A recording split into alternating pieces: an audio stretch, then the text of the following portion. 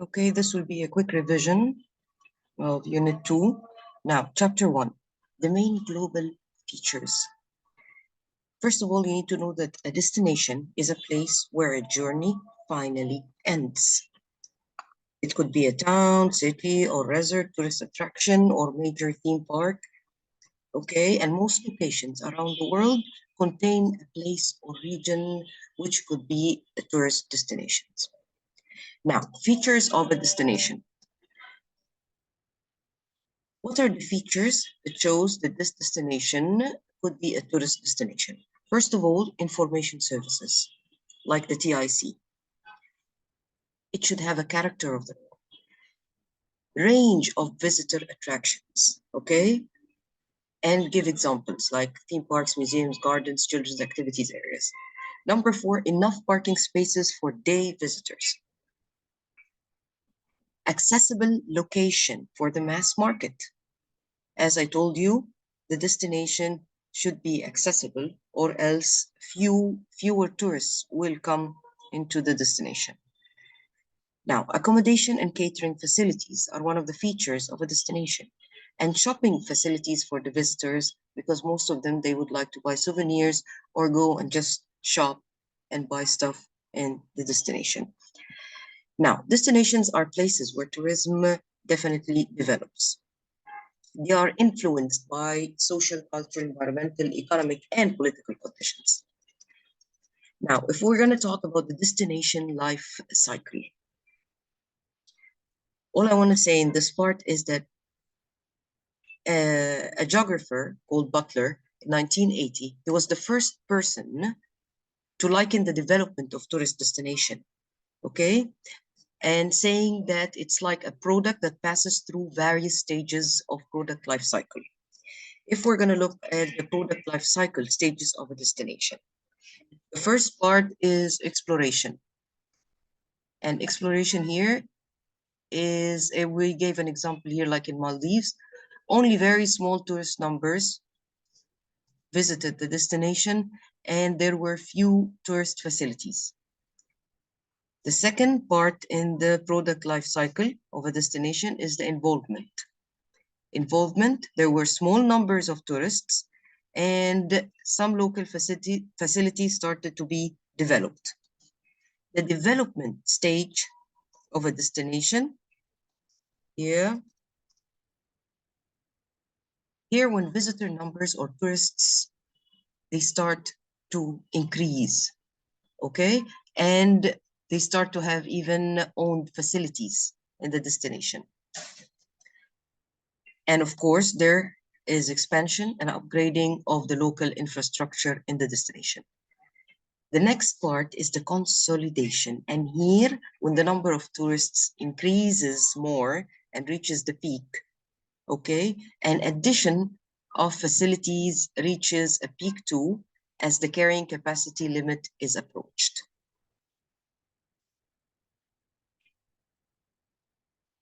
Then we're going to move to stagnation. Now here, stagnation is the part when the tourist numbers reach the peak, but the facilities starts to show signs of age. The last part, the destination will choose one of those. This is what's going to happen to the destination. Either rejuvenation or decline. So either tourist numbers rise again because the destination starts to rejuvenate, or it will fall as old-fashioned mass tourism lingers on. Now, the main global features. We know that travel and tourism, they have very important geographical aspects. Number 1, the location of major continental land masses, oceans, and seas. This is what we see in any map or the globe. Now, the world map identify the Earth, continents, and oceans. We know that. Now, the map also shows that the northern hemisphere of the Earth, it has more land than the southern hemisphere. Number 2, the location of the world's major cities in relation to the importance as major transport hubs and destinations. Now, we have lots of major cities And we know that the airports in these major cities are very, very busy and crowded. But we have to know that world's major cities, they are not necessarily important tourism destinations. Not just because a city, it has busy international airport, it does not mean that each international passenger will be a tourist visiting that particular city. There is a very big difference between cities that have large number of international passenger arrivals at their major airport and the cities that actually attract large number of international visitors as tourists. If we're going to explain this part, we have the world's two busiest airports, Atlanta, ATL, and ORD in Chicago. Okay, we have 69 million passengers act as important. These airports, they act as important hubs for transport within the US. Therefore, many of the passengers handled, they are not international visitors. They're just hubs where people reach over there and then move or transfer to another destinations. But for example, London and Paris, they're important destinations. They're both cities that have very busy airports, okay, in terms of international visitor arrivals. They also go to these big cities or major cities as tourists. London is important because Heathrow Airport has consistently been the world's busiest airport for international arrivals over recent years. Hong Kong and Dubai, they're also important destinations. One of the reasons why both locations handle a lot of international visitors is because the fact that they are all very accessible locations. Okay? Now, it's located at the crossroads of three continents. We're talking about Dubai, for example, Europe, the three continents, Europe, Asia, and Africa, a natural meeting place. Now, Dubai is now a major aviation hub. The government's open skies policy has resulted in Dubai International being served by 100 airlines and connected to more than 140 cities worldwide. It's also an operation hub for Emirates. As it attracts visitors, they want to stop over there. Now, Dubai also has a very accessible location in terms of flying times. For example, the difference between the time between Dubai and London is 7 hours away. Frankfurt, 6 hours away. Hong Kong, 8. And Nairobi, 4 hours. These facts, it gives Dubai a very wide catchment area. Now, business events in Dubai also attract delegates and trade visitors from around the whole world. This catchment area covers the Gulf states. We already know that Dubai is a very, very important area in the Gulf. Other Arab countries like Iran, the Asian subcontinent, East Africa, Central Asia, and the Commonwealth of Independent States. Okay. Next, we're going to go to chapter 2, the different time zones and climates. Now, we've explained lines of latitude before and lines of longitude. I'm going to say it very quickly to make it easier for you to study and answer the exam on Sunday. Now, lines of latitude. It's the distance away from the equator in both northern and southern hemispheres. Now, the position of any location on the Earth's surface, it can be described in the terms of its latitude. They are measured from the equator, okay? Equator is 0, and then the lines of latitude goes north and goes south, measured in degrees, okay? Lines of longitude. It indicates the location's position east or west of the Greenwich, the GMT line. We know that the Earth is round. It means that there has to be a point where east meets west. And this is the position of Greenwich. It's indicated by bylines of longitude. Okay, and it's also measured in degrees. From 0 to 180 east and from 0 GMT to 180 west. Both sets of lines have significant implications, okay? Now, what's the relationship between global position and time zones? Now, Mr. Fleming, he proposed the system of worldwide time zones that we use today. He recommended that the world would be divided into 24 time zones, each spaced 15 degrees of longitude apart. So if we're gonna look at the longitude lines, it will be divided 15 degrees each, okay? Since the Earth rotates once every 24 hours, here we have 360 degrees of longitude. Because if we add from the GMT 180 degrees east and GMT 0 to 180 degrees west, both give us 360 degrees. Each hour, the Earth rotates 1/24, 1/24 of a circle, or 15 degrees of longitude. Now, many countries now operate on variations of the time zones, okay, proposed by Fleming. China uses a single time zone, okay, and it's 8 hours ahead. Means if you are looking at the GMT line, if you reach China, it's +8 from GMT. So 8 hours ahead of the Coordinated Universal Time, which is UTC. UTC is GMT, it's the same. Okay, this is also frequently referred, as we said here, Greenwich Mean Time, which is GMT. So +8, and it's using only single time zone. So all China goes with one time. But Australia, for example, they use 3 time zones. We have the central and east and west. It's divided into 3. Okay? The central time zone is ½ hour ahead of its designated time zone. Several countries in the Middle East and South Asia also utilize ½ hour time zones, depends. But China, it's very big, yes, and it could have different time zones and be divided into 3 or 2 or more, but it chose to have a single time zone. Australia, it's divided into 3 time zones. So if we're gonna look at the central of Australia, if we go east, it's ½ hour plus half. If we go west, it's minus half. So if it's 2 o'clock in the central of Australia, it will be 2:30 the east part and 1:30 the west part. What about the DST, daylight saving time? I know you know this part. It's in the UK, for example, GMT is used during the winter months, the normal timing, okay?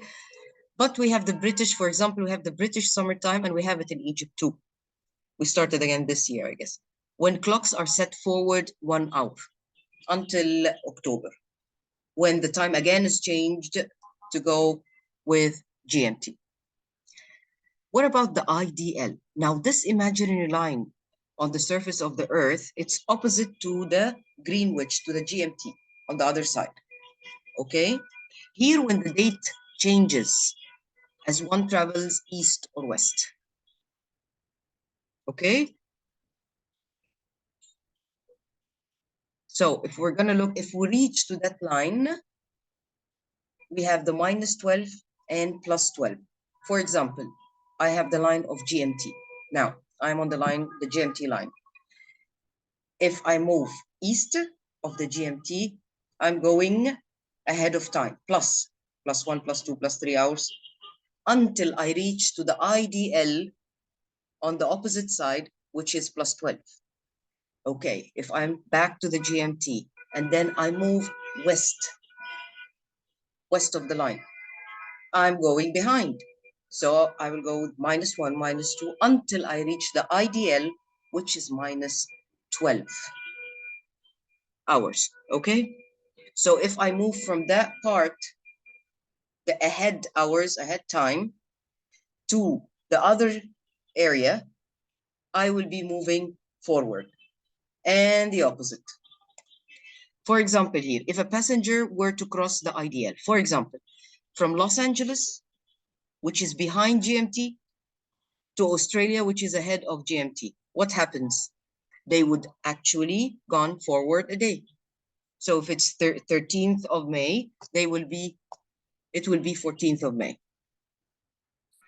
Depending on the route and the locations involved, passengers might arrive at their destination on the day before their scheduled departure. Relationship between global position and physical environment. This is what we need to understand very quickly. Relationship between the global position and physical environment. First, climatic conditions that are found in particular destinations. This could be a very strong attraction for visitors, depending on the climate of the destination. For example, the cold alpine winters with heavy snowfall. It could be attractive to some of the visitors, like the skiers. Okay? And also we have the hot, dry, and sunny December days. They are appealing to the Arabian, they are found around the Arabian Gulf, and they are appealing to the winter sun enthusiasts or winter sun travelers. Now, cold climates of Northwest Europe and Northeast USA, they go a long way to explaining why their resident populations account for so much of the world's holiday traffic.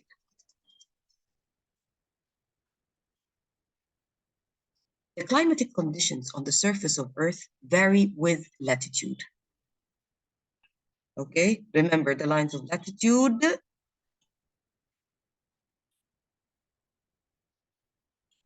Like, yeah, here we go.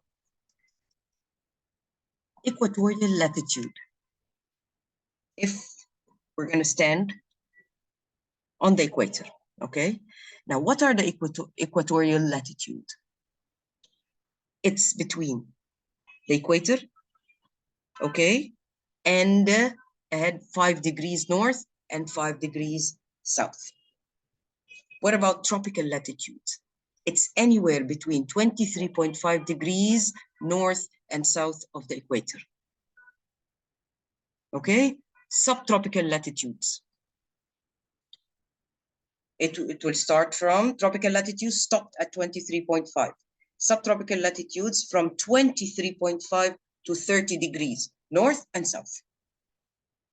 What about the temperate latitudes? It's between the 30 and 15 degrees north and south of the equator. Then we have the Arctic. It's around 66.5 degrees north and south of the equator. It means from 50 to 66.5. Polar latitudes, anywhere between the poles until 66.5, this area. Now, this is also very important. You have to know that climatic environments, okay? Now, these are the world's major climatic environments. We have the equatorial. If we're gonna give examples, it's like Brazil's Amazon region. Equatorial is always hot, wet, and humid all year, okay? Equatorial, hot, wet, humid all year. The tropical, like African savanna, it has no cold season, but summer rains. What about tropical monsoon? Try to write this part in a piece of paper, stick it on your desk, wherever you're studying, always look at it so you won't forget, okay? Equatorial, hot, wet, and humid all year. Tropical, no cold season, but heavy rain in summer. What about tropical monsoon, like in India? They have no cold season, but heavy summer rains. So it's close to tropical. We'll say tropical, summer rains, okay? But tropical monsoon, heavy summer rains. Okay, let's go to the tropical desert, like North African Sahara. Definitely no cold season too. So we have 3 climatic environments that has no cold season. This is how you're going to study, okay? Tropical desert has also negligible rain, no rain. So no cold season, no rain. Warm temperate, like the Mediterranean. hot, dry summer, like ours, and cool, wet winter, the normal temperature. Hot, dry summer, cool, wet winter. The cool temperate, like in USA, Canada border, they have cold winter, hot summer, and even rain. So write this in a piece of paper. Always have it in front of you. It will make it easier for you to study. Then we have the last two. Arctic, harsh cold winter with snow. Definitely. And cool summer with rain. I don't see hot at all. Okay? Cool summer with rain. What about the polar, like Greenland? Polar is snow and ice most of the year. Some of these significant ones for international travels include, we have tropical storms, monsoon rains, monsoon winds, drought conditions. Tropical storms like hurricanes, cyclones, and typhoons. What about the monsoon rains? This I can show you the Bangkok's climate. Heavy rains, okay? Heavy rains. Monsoon winds influencing beach conditions in Sri Lanka, for example, okay? It affects the sea. Drought conditions in dry summers and subsequent danger of bush fires. This when it's very, very dry and hot and warm. The influence of climate on tourism. Bangkok is a very important destination for visiting tourists, okay? One of the main attractions for visiting Thailand is the country's climate. This when they love to go to Thailand. And just one thing here. This is what we're going to talk about, monsoon rains. Okay? So, Bangkok is a very important destination for visiting tourists, and one of the main attractions for visiting Thailand is the country's climate. The destination is very hot, especially between March and May. When is the monsoon season? The monsoon season, it runs from June to October. June to October. And this climate is hot and humid with torrential rains, heavy rains. So I don't think people would like to go during the monsoon season, which is from June to October. The climate is hot and humid with rain. The best time to travel to Bangkok, now this is the monsoon season, okay? Don't forget. The best time to travel is November to February. Why? Because it's dry season, no rain. Temperature is not too high. Okay? The period when climatic conditions are there in their best. And that's the peak season or the high season for tourism. And of course, it will be very expensive when people visit Bangkok at this time. Some sources contains climatic information will also list average hours of sunshine and include the destination's height above sea level. Okay, some people would like to know all the climatic information of the destination they're going to visit. And some of the information is like, what are the average hours of sunshine? What is the height above sea level? And that is very important because temperatures tend to decrease with increasing altitude. For example, in Kenya is equatorial and it occupies a high plateau land. Thus, average temperatures are cooler and it's less humid than the adjacent equatorial lowland of Zaire, for example. Okay. Now, the possible effects of global warming and climate change on tourism. Number one, seaside tourism, the coastal zone. It is likely to suffer damage from most of the effects of climate change. Okay, and this is due to beach erosion and higher sea levels, greater damage from sea surges and storms, and reduced water supply. However, while some of these regions may see a lessening of demand from leisure travelers, there are other destinations that are less important for tourism that could have increased number of tourism. The second part of the effects of global warming and climate change is in mountain regions. It seems very probable that the demand for winter sports will start to diminish because the season will start to be short and opportunities for young people to learn the sports will diminish, will disappear. The demand pressures on high altitude deserts will start to increase. They want to go to high altitude places and destinations. This will start to increase, okay, which in turn could raise environmental pressures definitely and cause further damage. Now, summer seasons could lengthen and generate increased demand, although this could bring further negative environmental consequences too. And this is, we're talking about the mountain regions. Correct information on climatic areas identified using reference sources. Now, we have the brochure. It's a very good source of basic information about the destinations. It should include a map. Okay, a map is included in most brochures and it gives the location of the destination relative to the point of entry, whether by ship, by cruise, or by airport, together with all the resort attractions in the brochure. It also has a table of climate figures, and it indicates the weather conditions in the destination. Of course, it will have photographs of natural and built environment that people would be interested in.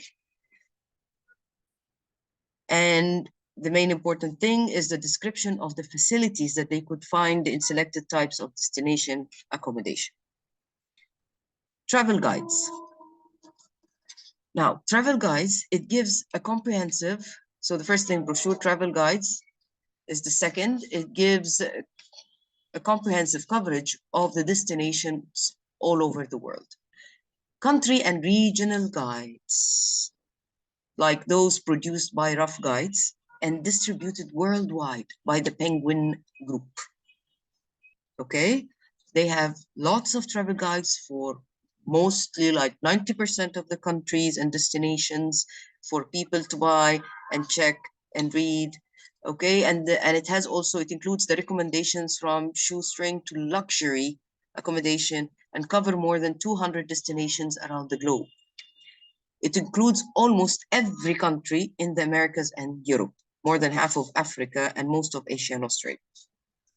Now, Rough Guides, this organization or this company, they produce city guides also, not only country. They can have Egypt and they could also have Cairo guides, okay? Which provide information, neighborhood by neighborhood, breakout listings by cuisine, and contains easy to use color maps, easy for them to see the streets and city transport. We have also Lonely Planet. Lonely Planet is a similar source, okay? Lonely Planet publishes over 650 guidebooks in 14 different languages, and it covers every corner of the planet. People could buy Lonely Planet of any country and check those guidebooks to see which destination they would like to travel whenever they are able to. Now, the organization also offers a range of services to aid and inspire travelers at home or on the road. Many travel publishers publish pocket-sized city and country guides. They're suitable for short stays or business trips. They have photographs and illustrates culture and attractions of any destination. Then we have marketing brochures and leaflets. Now, most countries publish marketing brochures and leaflets. And these, they provide detailed information than a tour operator's brochure. Okay, so the marketing brochure and the leaflets, those leaflets, they have detailed information more than the brochure that the tour operator provides. We have details about climate, social conditions, and currency regulations. The type of climate graph is now commonplace, and it is important that you are able to interpret any of these graphs accurately. It is now more usual to have the temperature in degrees Celsius and the precipitation or the rain in millimeters.